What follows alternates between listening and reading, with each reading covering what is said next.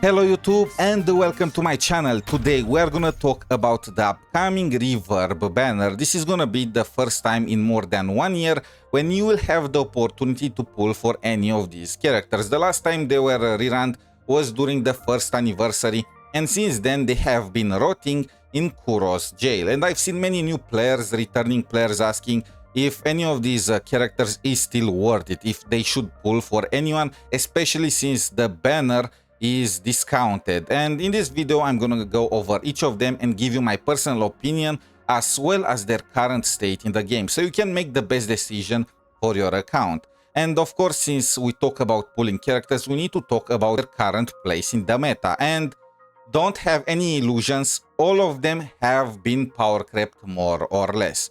Xiangliyao right now has literally no usage. He was given for free in version 1.2 and was one of the best DPSs, but you know what time does to DPSs. Right now I will say that he's the worst premium DPS in the game. He's only slightly better than the standard ones, and even there I will say that Encore matches or even surpasses him with the right team. And since Xiangliyao is right now in a very bad spot, so is Yinlin. Yinlin is his dedicated support, and her only saving grace is that she is a support. Even though Xiangliyao is bad, you can still use Yinlin on other teams. However, she's only gonna be the 4th or 5th best option. At that point, you might as well just go for better characters, you know, overall. So I will say that there is also no reason to ever pull for Yinlin right now, which is unfortunate since she was the first character. She was the character that got me to play Wuthering Waves.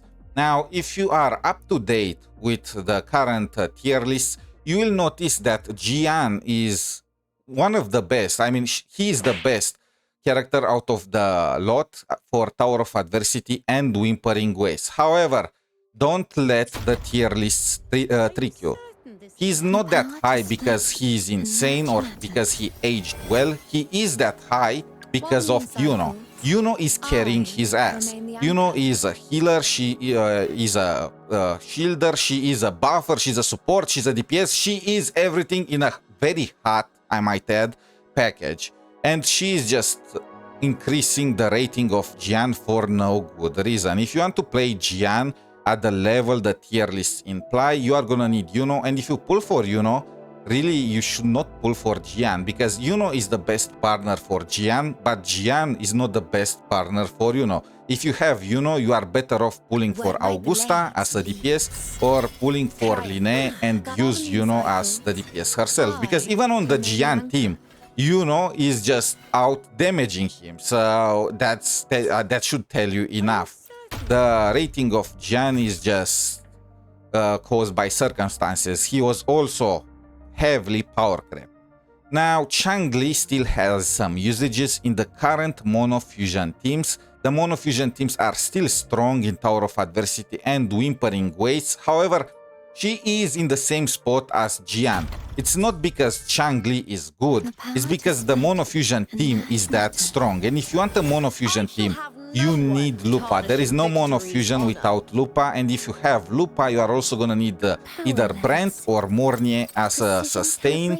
And the third slot, well, there are better options now. Instead of Changli, you can use Galbrena or you can use 𝗖cie. 𝗖cie is one of the best characters currently in the game, with like 3 different meta teams you can go for, and she's gonna be rerun in the next patch. So it makes no sense to pull for Changli when you have 𝗖cie here that can do her job better at every single point, you know? Back to the 6 characters, we still have Ginshi. Ginshi, well, this hurts me. She is my favorite character in mengzhou, and she's the Sentinel Resonator, so there is some very good lore behind her. However, she was officially power crept like this patch. I consider a character power crept when, first of all, there are better characters that do their job, and second of all, if they can no longer compete in endgame modes. And before, I could still use Ginshi to clear floors 3 and 4 of the Tower of Adversity. However, the recent inflation just pushed it over the edge. I can no longer clear them with Ginshi. I tried for hours. I have video proof. You can check my live stream when I did that. I was losing my mind.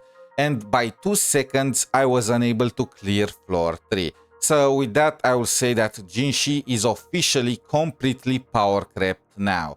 There is some cope for her. Kuro still did not release her dedicated support, so she might get some indirect buffs in the future.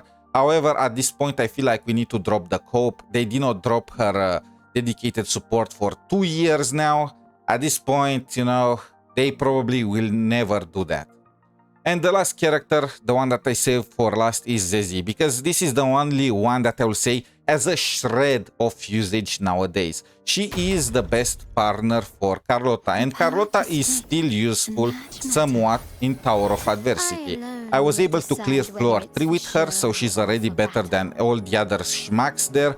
However, I was not able to clear floor 4. Now, if I was sweating and I was canceling and whatnot, I probably will have been able to. However, I consider this video from the perspective of a casual, right? And Carlotta right now is next on the chopping block of power creep. So if you pull for zhezhi, it's very likely that in the next patch, she's just gonna be not useful again. You know, even if you have Carlotta. And again, going for zhezhi means that you need to go for Carlotta, and Carlotta is really not worth going for right now either. And if you have Carlotta instead of zhezhi, I would go for lynae personally, because lynae is just all better overall than zhezhi. The only disadvantage is that lynae is wanted by pretty much every single top team in the game. So this is the only merit for pulling for zhezhi. You cannot have multiple lynaes, and you could still use her on the Carlotta team. But realistically, all of these characters are completely power crept now, and there is no meta value in going for them. I've seen some cope from some people saying that you can still use them in the Matrix, and that's fair. As you can see, I was able to clear the Matrix with at least 5,000 points. If you want the highest amount of rewards, you are gonna need multiple teams to reach 5,000 points, and even for the Jinshi and for other of the old teams, I was able to go over 5,000. So there is some merit there. However, the rewards that you get from the end state matrix are just garbage. You get what, 250 astrite. So the difference between pulling for Ginshi and not pulling for her is like what, 100 astrite per patch. And it's just better to not hurry, just gather the newest characters, you know, the newest best teams for this, instead of hurrying in order to get 100 extra astrite. Across 3 patches, that will be like 2 extra pulls. So really, it's just hope. Don't hurry trying to build 6 teams for this. Just go at your own pace and pull for the best characters instead of trying to get the rewards now. In my opinion, the only reason to ever pull on this banner is for collection purposes. I'm missing Gian, and if I had spare currency or, well, income, then I will not mind getting him in order to complete my roster, just for flexing purposes.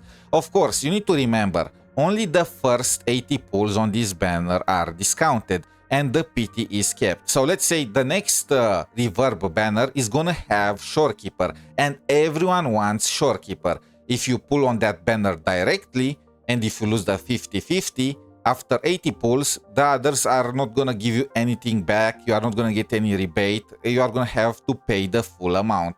However, if you are somebody that wants a character in here, you can do 80 pulls. Let's say you want Ginshi, and well, you managed to get Ginshi. Nice, you got the character that you wanted for your collection, but let's say that you lose the 50-50, well, then on Shorekeeper's banner you are guaranteed to get her, and you can just take full advantage of the discount. But again, this is only in the situation you really want any of these characters for collection.